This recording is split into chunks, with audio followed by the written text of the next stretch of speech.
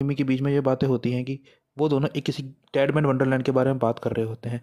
टैडमैन Wonderland पे उनकी एक ट्रिप प्लान की जाती है स्कूल की तरफ से, जहाँ वो जाने वाले होते हैं। इसी बीच उनकी एक दोस्त आता है यामात्सु नाम का।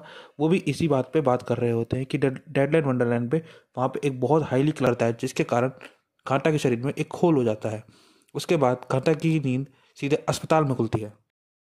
उसको हथकड़ी पहना के उसको कोर्ट लेके जाया जाता है। तभी हम देखते हैं एक आदमी घंटा की तरफ आता है और उसको आश्वासन देता है कि तुम्हें कुछ नहीं होगा, तुम बच जाओगे, मैं जानता हूँ तुमने कुछ नहीं किया। इसके बाद हमें कोर्ट रूम का सीन दिखाया जाता है, जहाँ पे घंटा को दोषित करार दिया जाता है और उसे डेथ पेनल्टी के लिए भेज दिया जाता है। जब घंटा डेथ पेनल्टी के लिए जा रहा होता है तो उसी के बीच वो बौखला जाता है और इधर उधर भागने लगता है, जिसके कारण कुछ गार्ड्स उसको पकड़ लेते हैं और उसको बहुत बुरी तरह मारते हैं। इतने में ही मिमी के फादर उसकी तरफ आते हैं और घंटा को दो पंचे लगाते हैं, जिसके कारण उनका फ़ोन वहीं गिर जाता है और रिकॉर्डिंग चालू हो जाती है, जिसके अंदर हमें दिखाया जाता है कि घंटा जो है अपने एक मित्र से बात कर रहा होता है लोगों को मारने के बारे में। घंटा ये देख के बहुत इमोशनल हो जाता है और वो हमेशा ये चिल्लाता रहता है, मैंने ये नहीं किया, मैंने ये नहीं किया। इसके तुरंत बाद ही घंटा को पकड़ के डेडमैन वंडरलैंड ले जाया जाता है, जहाँ की हेड होती है मकीना नाम की एक औरत। मकीना जो होती है बहुत क्रूअल नेचर की होती है। उसके बाद हमें दिखाया जाता है कुछ और प्रिजनर के साथ घंटा को, जो कि एक लाइन में खड़ा कर दिया जाता है और उन सबके गले में एक कॉलर लगा रहता है, जिसके तहत जो मकीना होती है वो सब पे ट्रैकिंग कर सकती है जीपीएस के थ्रू। और वो जो ट्रैकर होता है वो बहुत कुछ कर सकता है, जैसे कि लोगों की जान ले सकता है। उसका पूरा कंट्रोल मकीना के हाथ में रहता है।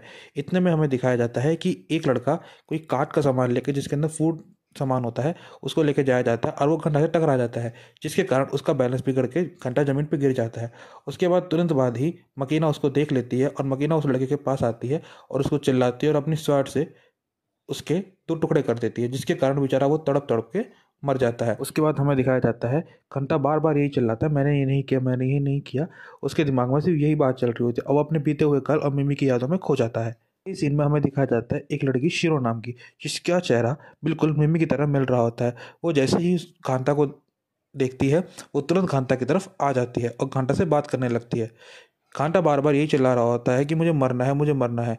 तो शीरो जो होती है वो घंटा को मारने के लिए आती है और जैसे ही घंटा उसके हथियारों से बचता है, उसके बाद शीरो होती है वो घंटा के दिल पे हाथ लगाती है और उसे बोलती है, तुम तो मरना चाहते हो ना, तो मैं तुम्हें मार रही हूँ, तो तुम मूव क्यों कर रहे हो।